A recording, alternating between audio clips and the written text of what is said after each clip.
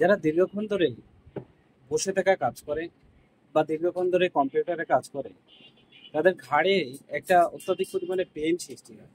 তারা যখন রাতে শুতে যায়, তখন মনে হয় যেন ঘাড়টা খিঁচে ধরেছে। অনেক সময় রাত্রে শোয়ার সময় কোনো অসুবিধা না হলেও সকালে ঘুম থেকে ওঠার পরেই ঘাড় যেন আড়ষ্ট হয়ে গেছে। সেই ঘাড়টা যখনই একটু নাড়াচাড়া করতে যায়, তখনই যেন খুব পেইন বা যন্ত্রণার সৃষ্টি হয়। এই যন্ত্রণাটা অনেক সময় স্পন্ডালাইটিস হিসাবে অনেক সময় ভুলভাল ওষুধ খাওয়া হয়ে যায়। অনেক সময় অ্যালোপ্যাথিক অ্যান্টিবায়োটিক বা অ্যালোপ্যাথিক যে পেন ক্লিয়ার ওষুধ আছে সেইগুলোকে খাওয়া হয়। সেগুলো কিন্তু প্রচুর পরিমাণে সাইড এফেক্ট থাকে এবং সেটা স্থায়ীভাবে কার্যকারী ভূমিকা পালন করে না। কমসে কম 10 থেকে 12 ঘন্টার মধ্যেই সেই পেনটা আবার ফিরে আসে। তো এই সমস্যার সমাধান করার জন্য সম্পূর্ণ সাইড এফেক্ট ছাড়া হোমিওপ্যাথিক ওষুধ 3টি আছে। শুধুমাত্র আপনাদের সিমটম গুলোকে লক্ষ্য করতে হবে এবং এই সিমটম সাপেক্ষে আপনাদের ওষুধটা প্রয়োগ করতে হবে।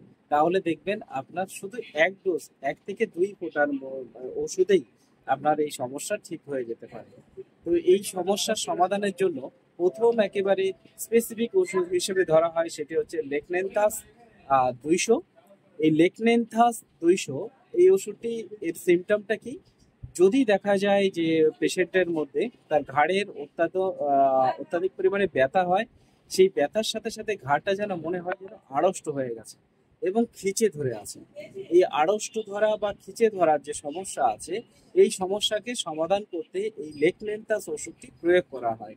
এই লেকনেন্থাস ওষুধ বিশেষ করে যাদের ঘাড়ের ডান সাইডে সমস্যা তৈরি হয়, ঘাড়টা খিচে ধরে থাকে, প্রচন্ড ব্যথা, নাড়াচাড়া করতে পারে না, তাদের ক্ষেত্রে এই লেকলেন্থাস 200 শক্তি ওষুধ 2 ফোঁটা দিনে 2 বার অথবা 3 বার সেবন করলেই 1 থেকে 2 বারের মধ্যেই এই সমস্যার সমাধান করা যায়।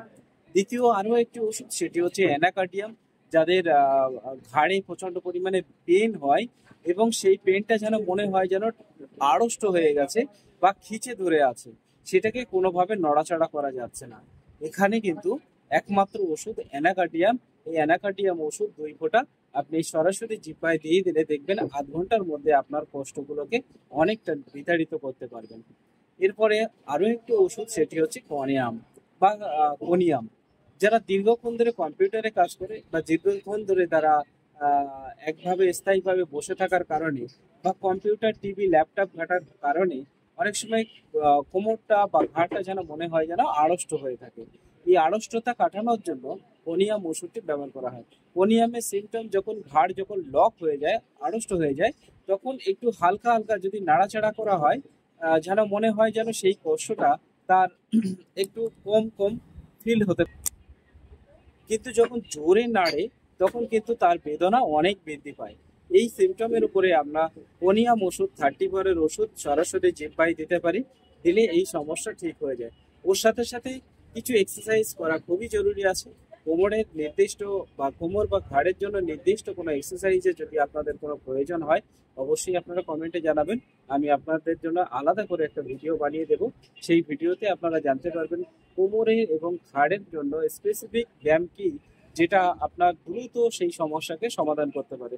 তবে আমি আপনার এই ভিডিওর মধ্যে একটা সরাসরি একটা বিষয় আমি দেখিয়ে দিই।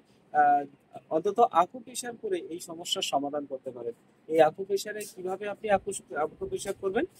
আপনার যে হাত আছে, এই হাতের ঠিক আহ, দুটো আঙুলের মাঝখানে এইরকম জায়গায়, দুটো হাতের যে কোনো একটা জায়গায়, এই জায়গায় আপনি দেখবেন যখন আপনার ঘাড় এবং কোমর প্রচন্ড পেন হবে, সেই পেনে এই খানটায় যখন আপনি চাপ দেবেন, দেখবেন আপনার প্রচন্ড পরিমাণে ব্যথা আছে।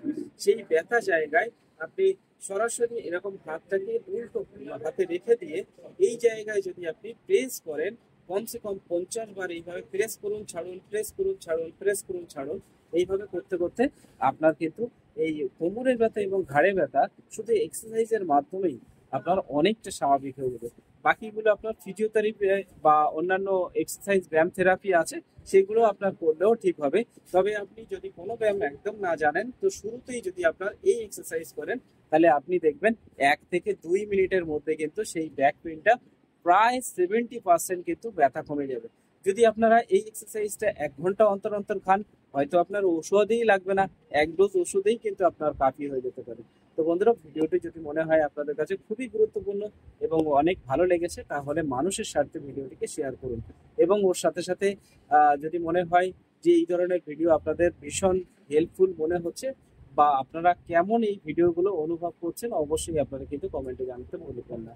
তো আপনারা সবাই ভালো থাকুন। আমি ডক্টর অশোক দাস, একজন হোমিওপ্যাথিক এবং বায়োকেমিক ডক্টর। ধন্যবাদ।